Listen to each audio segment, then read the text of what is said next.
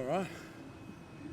Jack Carty, as I live and breathe. Blair Dunlop. Hello, mate. How you doing? I'm good. How are you? I'm all the better for sitting down and talking with you. January 1st, 2020. Bloody hell, mate. New decade. Crazy, huh? Crazy. And what a festival it's been. It's been lovely. Last day of Woodford. Very hot, but actually not as hot as previous years. Yeah. People have been telling me for so long, it's going to be crazy. You're not going to be able to do anything. To be honest, it's been kind of perfect for me. Yeah. I mean, it's objectively very hot. But it has been amazing weather. Like, I've been to Woodford's, I think I've been to 4 now, 2 as a performer and 2 as a kid. Yeah.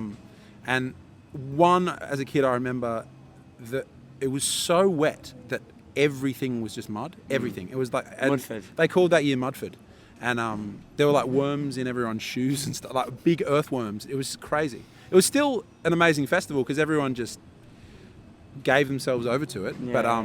But I've also been here 1 year when it was like 45 degrees or something. So, maybe 45 is gilding the lily a bit, but it was it was in the 40s. Yeah.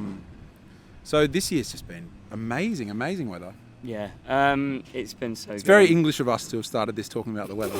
It's so, isn't it? So, for those of you who don't know, me and Jack are very good friends. We met on stage in Australia at a festival called Port Fairy, and I thought he had a lovely voice and seemed like a cool guy. And you came over and did some gigs in the UK, then liked it so much you bought the T-shirt. I did. And lived over for a while. And you've just come back to have a beautiful baby boy. Yep. And we're congregating here in your homeland, which I'm quite Which is taken currently by, on fire, aside from, luckily not the section we're in, but... No. But it's a crazy time in Australia. But I want to talk songwriting with you because you're a beautiful songwriter as well as a friend. Likewise, mate. Thanks, man. That's very kind. Are you going to cry? Yeah, I had a late night last night. I'm feeling quite emotional. Literally. You don't know that. But yeah, man. So how did you get started on songwriting? I just think I was a weird kid, and from a very young age, I just always was obsessed with songs and like why they made me feel the way that they did, and stories as well. Not just songs, but like just stories in general. I've always had quite a vivid imagination for, like, if I'm listening to someone tell a story or sing a song, it really triggers very vivid imagery in my head. I'm sure that's the same for lots of people. I don't think I'm unique in that way, but I was always really sort of captivated by that and interested to know how that worked. Yeah. And so, really from a young age, the thing that really fascinated me about music was songwriting. Not so much like, I mean, don't get me wrong, I still was massively interested in like rhythm and melody and stuff like that from a young age. And actually my first instrument that I ever learnt was the drums. But I was always sort of really interested in how in this little 3-minute vignette has that person conveyed so much information and emotion and whatever. Yeah. I think I was always kind of heading in that direction from a pretty young age. And when did you first pick up guitar? And did you immediately start writing on it, or was it the same? Was it kind of like, just learn a few covers, learn a few, or did you sit down and write a couple of masterpieces? Early doors. The first song I ever wrote, I mean, probably the smelliest song I've ever heard. It was called Leave Again, and if I played it, you would probably leave again. Do you know what mine was? My first song was Moving On, with an apostrophe after the M. Moving Yeah, and on. If you heard that, you probably would move on. maybe every first song is like an instruction. An instruction. Leave now. Move on. For your own now. sake. For your own sake. I love that from the very first moment you were like confident enough to put an apostrophe. Yeah, I know. Or arrogant enough to like, it's just a little bit like bossy, isn't it? It's just like showing the audience that showing the listener that I'm on top of it. You know what I mean? I've got this covered. Yeah. So the way I started playing guitar was that I became really into the drums when I was like 11 or 12. Probably coming to Woodford probably was one of the things that got me really into it, because I used to watch bands and just be mesmerised by the drummer. And my parents bought me a practice pad when I was about 11, and they were like, if you practice on this, if you do your practice will buy you a drum kit later on. So every night I would go upstairs and practice on my practice pad. Practice pad, if you don't know, it's just like a little rubber pad. It doesn't really make a sound or anything, but it's designed to kind of feel a little bit like a drum when you hit it. So it kind of reacts a little bit with the stick like a drum does. It's a great thing to have. Yeah, they're really good to have, but they're also not very interesting or exciting to an 11-year-old, you know, because they don't make any sound. And it's like I sort of had to make myself do it, but I knew that if I did it, I would get a drum kit at the end of it. So I practiced every day on this practice pad doing rudiments. And then for my 12th birthday, I got a beautiful Pearl Export drum kit. Beautiful secondhand. I just loved that thing so much. And then I started playing on that. There's a guy on some kind of contraption with one wheel. I hope you caught that. I've never seen that before. I've never seen the light. Only in Woodford. Tagline.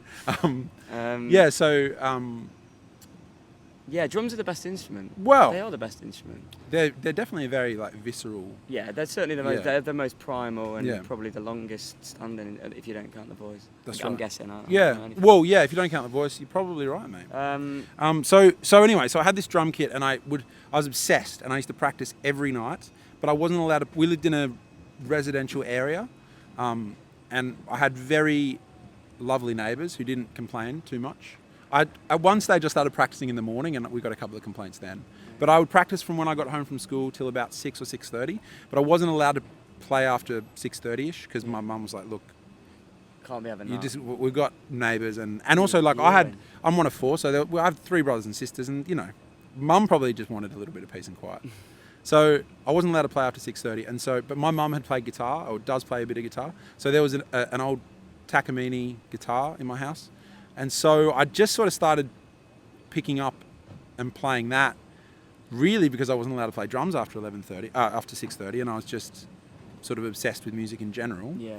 And literally from the very beginning it was about learning songs, learning other people's songs and writing other people's songs. I never really thought of myself as a guitar player. And to be honest, I sort of still don't. Like, it's quite weird. Like when people ask me about playing guitar, like obviously I do play the guitar, but I never I never set out to play the guitar. Sure. I set out to write songs and I deliver them. Right, and I just sort of learned to play the guitar as almost like a byproduct of that. Yeah, sure. So I'm taking it in terms of method of writing. I'm taking it that you mainly write on a guitar, yes. Yes, but I have written a fair few songs on the piano now, which I sort of started doing as an exercise because I'm not a good pianist and it sort of... It's a great thing though, yeah, it is. It's a really worthwhile thing. Yeah. I was playing a bit of piano back home at mum's the last few months and really enjoying it, but also finding it quite frustrating because I can express myself a lot better on guitar and you know what it's like. But piano's a great thing to, you know, learn on because it's, you know, it's just theory laid out. Just laid out for you, yeah. It's a one. I think like everyone, if you want to play music, you should try and at least get your head around the way the piano works at some point because it's just so handy. Like even if you're writing with someone, just to be able to, it's just all right there in front of you, isn't it? You can just figure out melodies, everything. But it's just not very portable. That's the only thing. It's really not very portable, no, unless you've got a MIDI controller. Yeah. Which a lot of people do. Yeah. So I guess in that sense, to good effect. In some cases, they're very portable. Okay, so have you found an arc with your songwriting? Did you think that you've hit certain milestones within your writing? Is it a constant evolution? Are you more proud of songs from a certain era of your career, or are you still writing your favourite songs? I know the answer. I am still writing my favourite songs. That's a great thing, eh? But I feel like because you're always learning. Yeah, we're always learning. And we're like I feel like I've been interested in different aspects of it along the way, and definitely the writing has reflected that. Like when I first started writing, I was really interested in like a very sort of like folky aspect in the sense of I wanted to tell stories quite explicitly about people and places, like specific. I wanted the songs to sort of be anchored to specific times and places and people. Mm-hmm. Whereas these days, I'm much more interested in like textures and sort of I guess, telling stories with a little bit more space to them, with a little bit more room for interpretation. So I think like lyrical narrative is still really my kind of core forte. Yeah, that's where I'm kind of writing from, probably for the most part. So yeah, I think like there's all different. Like if I listen to my old records, there's definitely a lot of things I would do differently. Like listening now, but I do feel like for the most part, I can be proud of them because they capture where I was at that time. Sure. And that's all they can ever be, for at least for the person that creates them. Like I think if 10 years after you make your first record, you're sitting back and like, that is perfect, you probably haven't grown very much as a musician in that time. You know what I mean? Yeah, exactly. So yeah, I'm really enjoying my writing these days, and we've just had a baby, and that's opened up a whole new, a whole new level to life, really, and obviously that feeds into the massively music, feeds into the music. Yeah. So you're one of these writers who has to mess themselves up in order to get inspiration. Is that what you I did go through a phase of that. Yeah. There's an album called Break Your Own Heart, which I think there's an element of that to it. Yeah. But no, that is a thing, though. That is a thing massively. for a lot of people. I remember going through that breakup and thinking, like, I literally had the thought multiple times, like, this fucking sucks. This hurts a lot and it's terrible. I'm going to try and make something good from this by turning all of this frustration and pain into art. I can concur with that. And it's a fine line between making the most of a bad situation, expressing yourself, and using it as a cathartic way to get through it, and then just playing up to it and indulging in it, I guess. 100%. And wallowing. You don't want to wallow. Yeah, no one wants to wallow, and I've been guilty of that as much as the next one. But it's that, I was in a wallowy state at the time. I mean, I think the thing is, like, you would be the same. I put my first record out when I was, I think, 22, and so I was a pretty young man at that point, and I've put out 5 albums and 2 EPs since then, and I've got a 6th record finished that's going to come out this year, 1st of Jan. Bloody, yeah. And it sounds great, man. Oh, thanks, man. But I think, in a way, the songs are sort of like these crazy diaries that sort of, they remind me of things that happened, because I'm not, and they're sort of hyper real in the sense that, obviously, when we're writing, we're imbuing experiences with, like, hopefully we're imbuing these experiences with, like, some poetry and some imagery that doesn't necessarily have to be real. It's not like every song I've ever written is true to life, and some of them aren't. A lot of them these days aren't even directly about me. But I do think, like, anytime I do kind of go back and listen to old songs, it's like, oh right, yeah, that happened, and that's how I was feeling about it. That's pretty crazy. Yeah, sure. Yeah. Snapshot in time, eh? Yeah, and I honestly think, like, it's a really healthy way to look at past records, because you can't love something you did when you were 22 wholeheartedly when you're 32. I don't think, really. Unless you're Arctic Monkeys. If I look back at that, I'll be like, you'll be like, that's right, where it's at. That's where it's at. That. Well, look, I'm proud of it. I'm proud of it because it's a moment in time. Yeah. But you wouldn't express yourself in the same way, I think, is what I'm trying to say. Yeah, sure. And so, in terms of methodology, do you have a set method, or is it, a classic thing? Is it music or lyrics first? Is it noodling? Is it jotting ideas and fleshing them out, or is it a bit of all of the above?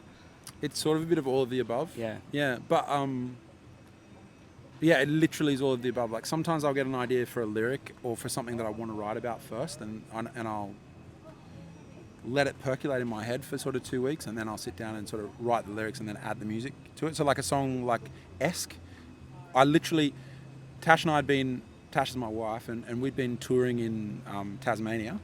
We played in Tasmania with this guy called Stu Larson, who's an Australian songwriter, and we'd been to Launceston and been to this beautiful place called Cataract Gorge, and Launceston. Launceston. Lonsdale. Launceston, as they call it in Cornwall. as our friend JJ the Wedge has told us many times. Oh God! And that's another story. That's a whole altogether. other story, which you'll never hear. Yeah. Yeah. So, and I was sort of, Nonsense. we were a couple, we were living together, but we weren't married yet, and I was starting to think about asking her to marry me. And on the plane on the way home, she was listening to music or something, and I had a pen and paper, and I wrote the lyrics to that song on the plane without a guitar anywhere near me. And then when I got home, I just sort of set it to music, but I already had the melody and everything in my head. So that time I was just finding the chords for the melody and the song that I'd already written. Yeah. But then quite often, probably more often, I'll be sitting down with my guitar fiddling around, and I'll come up with some sort of idea, and then I'll build it from there. Yeah. But it really depends, and it really changes all the time. Yeah. I personally think that's quite healthy. I mean, different things for different people, but I think that's a good thing. How about homework for people? So, like, if we talk about the gold standard of writing in the eyes of Jacky C, Mate. J Money. I mean, my favourite lyricist in the world is this guy called Connor Oberst, who is someone who definitely likes to ruin himself and write brilliant songs about it. I don't know what that guy has to be sad about, but he's a very sad man, seems like. Yeah. But he's such a beautiful, beautiful lyricist. I mean, I almost love him and love his work in spite of myself, because sometimes, like, I know he's been accused of this. Like, sometimes I do find it all a bit over the top and a bit too much, but he's just so good. Like, such beautiful poetry. Every line relates to something. Like it's like some beautiful tapestry that he weaves, and the more you listen to the songs, the more you get out of them. So, what a skill. You know, he's my favourite lyricist in the world, and I think, like, listening to the way he writes is a pretty good thing you can do for yourself. Yeah. In terms of how you perceive or how you take in other people's songs, is there any one thing that you value above another thing in terms of songwriting? Is there something that you're like, okay, this is what I really care about? Or when you hear a song, you're listening for a certain aspect of it, i.e. lyrics, melody, general conviction in the delivery, anything like that? Or does it change from artist to artist? I think it changes from artist to artist and from context to context. Yeah. Because some artists it's just meant to be fun, and if it's well executed and it's fun, then that's Couldn't perfect. agree more, yeah. But I will say that if you're playing alone on stage with an acoustic guitar, or any instrument for that matter, if you're a solo songwriter and you're performing alone, I want to feel like there's some sort of dynamic happening. You know, I think it's a scary thing to get up on stage on your own and deliver a set to an audience. And the thing is, a lot of people around the world play acoustic guitar and sing and write songs. It's not actually a rare thing. But what is rare is someone who can do that and really hold a room with dynamic. And I don't mean just dynamics like musical dynamics as in soft and loud. I mean that's an element of it, but like dynamic subject matter and imagery and just a sort of a lot. I love a bit of light and shade in a song, and I love a bit of light and shade in a set as well. You know what I mean? Absolutely. But you know, it really does change, because I think you can't always put your finger on what makes someone great. Some people are just great. Some of my favourite artists I've ever seen aren't great guitar players and aren't great singers, but they got something, some perspective or some.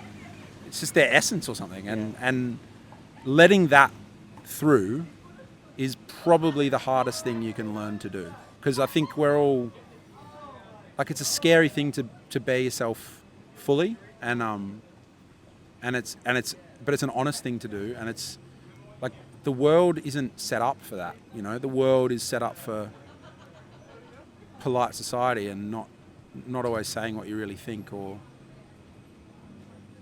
you know, a lot of people don't even know what their views are, because they just let social media or other people shape their views. And like, when you see someone who's just being themselves and expressing themselves honestly, I think that's the most engaging thing. Because, and that's also, that's something that, like, you know, we're living in this world now where AI can make music. But like, if I wrote a song that was an honest song about my experience and an AI wrote the same song, the AI's doesn't mean shit and mine means something, because that is an honest expression of a human's experience. You know what I mean?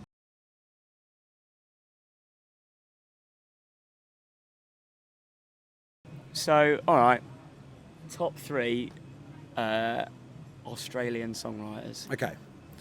My favourite 3... Oh, that is a really, really hard question. All right. Does it have to be in order? I'm gonna give a general top 3. So there's no specific order to this, I don't think. All right. I reckon Darren Hanlon, who you met the other day here at Woodford. He's a beautiful songwriter, and very Australian in the way that he writes as well. Very much himself. He's just a beautiful writer. Josh Pike, who is... I've been a fan of Josh Pike since I was sort of like 16, and he's become quite a good mate.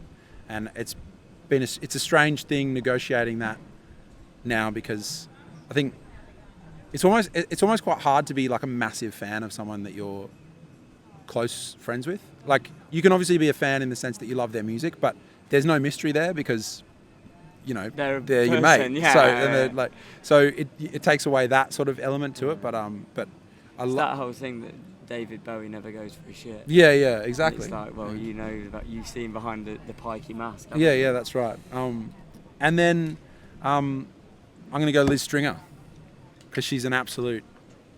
She's just such a beautiful writer, and she's just got... Well, I love the way her songs build and build and build and build, and the story... She's amazing. She's really good at just like ratcheting it up, and you know... But it's never contrived, it's never too much. It's just it's never too much, but it's just always enough. She said on stage here the other day, she tries to write from those moments where your heart opens up, and I think I feel that, you know what I mean? Like, there's this real crazy insightful truth to her music, and I think we all have those moments where we just, for like a brief second, we see things kind of clearly. I don't think, you know, we're all getting around the world and seeing things as clearly as we can, I guess, but I think we all have those moments where it's almost like the world opens up and we sort of see things for what they are. We see our place in the universe for like a brief second for what it is, and she's great at she's really great at like conveying that. Yeah, and as I briefly mentioned earlier, the word I use is contrived, which is, I don't know, it's easy to be like that if you're tackling issues that, or you're attempting to kind of encapsulate the human experience on that level. Yeah. It's easy to just fall into cliche or whatever, but she managed to get you emotional without ever thinking that, you know, she's somehow shoehorned you that way. It sneaks up on you. Yeah, all of a sudden, like she'll be like setting a scene, sort of setting a scene, and then all of a sudden there'll just be one line, and you'll be like, "Why am I crying?" Yeah, she's amazing. Yeah, she's great. She's my new fave. But my you know, new discovery. that's a top 3. But there's, I mean, Paul Kelly. Like, there's so many beautiful songwriters from Australia. And to be honest, like, my top 3, it changes. Yeah. It changes daily, but I'm going to go with those 3 today. Yeah, lovely. All right, and how about a top 3 of English songwriters? Obviously, present company accepted. So would be top accepted 3. or excluded? Accepted. All right. Well, obviously you have to. Because will be top. Obviously, you have to have Paul McCartney, or can I have McCartney and Lennon as? Yeah, you can have as them. Like one, or do they have to be 2? No. Oh, okay. But that's fine. Have them both. They're okay. Great. They're great. Paul McCartney, John Lennon. Okay.